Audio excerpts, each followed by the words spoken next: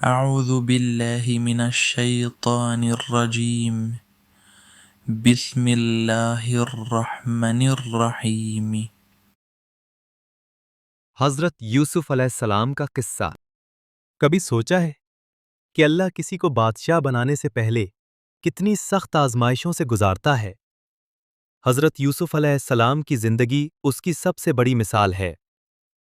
یہ وہ نبی ہیں جنہیں پہلے اپنوں نے دھوکہ دیا، پھر غلام بنایا گیا، پھر قید میں ڈال دیا گیا، مگر آخرکار اللہ نے انہیں عزت کی انتہا پر پہنچا دیا۔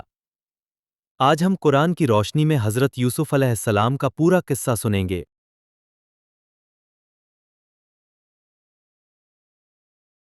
حضرت یوسف علیہ السلام نے بچپن میں ایک خواب دیکھا۔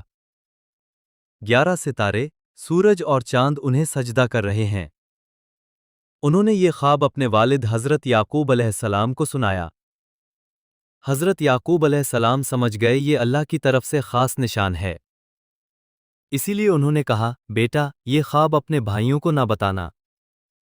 مگر بھائیوں کے دل میں حسد پہلے ہی موجود تھا۔ حضرت یوسف علیہ السلام کے خواب کی قرآنی آیت، اذ قال یوسف لأبیہ یا ابت انی رأیت 11 کوکبا والشمس والقمر رأیتہم لی ساجدین۔ جب یوسف نے اپنے والد سے کہا، اے میرے والد، میں نے خواب میں دیکھا کہ 11 ستارے، سورج اور چاند مجھے سجدہ کر رہے ہیں۔ بھائیوں نے آپس میں کہا، یوسف علیہ السلام کو ہم سے دور کر دو تاکہ والد کی توجہ ہمیں مل جائے۔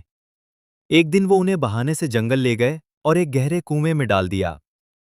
ننھا یوسف علیہ السلام اندھیرے کنویں میں تھے، مگر اللہ نے اسی وقت انہیں تسلی دی، ایک دن تم ان سب کو ان کے کیے کی خبر دو گے۔ قافلے والوں نے یوسف علیہ السلام کو کنویں سے نکالا اور مصر میں غلام بنا کر بیچ دیا۔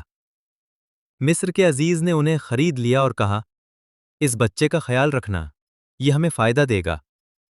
یہی وہ گھر تھا جہاں اللہ نے یوسف علیہ السلام کی تربیت فرمائی۔ اسی گھر میں ایک سخت آزمائش آئی۔ عزیز مصر کی بیوی نے یوسف علیہ السلام کو گناہ کی طرف بلایا۔ یوسف علیہ السلام نے فوراً کہا، میں اللہ کی پناہ مانگتا ہوں۔ انہوں نے گناہ کو چھوڑا اور قید کو قبول کر لیا۔ جیل میں بھی یوسف علیہ السلام نے اللہ کو نہیں چھوڑا۔ وہ قیدیوں کو خوابوں کی تعبیر بتاتے اور اللہ کی دعوت دیتے رہے، یہاں تک کہ بادشاہ نے ایک خواب دیکھا جس کی تعبیر کوئی نہ بتا سکا۔ بالآخر یوسف علیہ السلام کو جیل سے نکالا گیا اور بادشاہ نے انہیں ملک کا خزانہ دار بنا دیا۔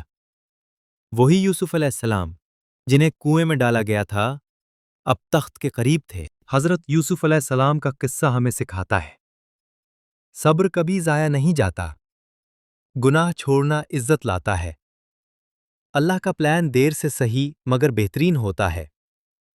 اگر آج آپ آزمائش میں ہیں تو یاد رکھیں، کنواں ہو یا قید، اللہ وہیں سے راستہ نکالتا ہے۔ سورہ یوسف کی آیت نمبر 90 میں اللہ تعالیٰ کا ارشاد ہے، اِنَّهُ مَن يَتَّقِ وَيَصْبِرْ فَإِنَّ اللَّهَ لَا يُضِيعُ أَجْرَ الْمُحْسِنِينَ۔ بے شک جو تقوی اختیار کرے اور صبر کرے تو اللہ نیکی کرنے والوں کا اجر ضائع نہیں کرتا۔ یہ صرف کہانی نہیں، یہ اللہ کا قانون ہے جو قرآن میں بیان ہوا ہے۔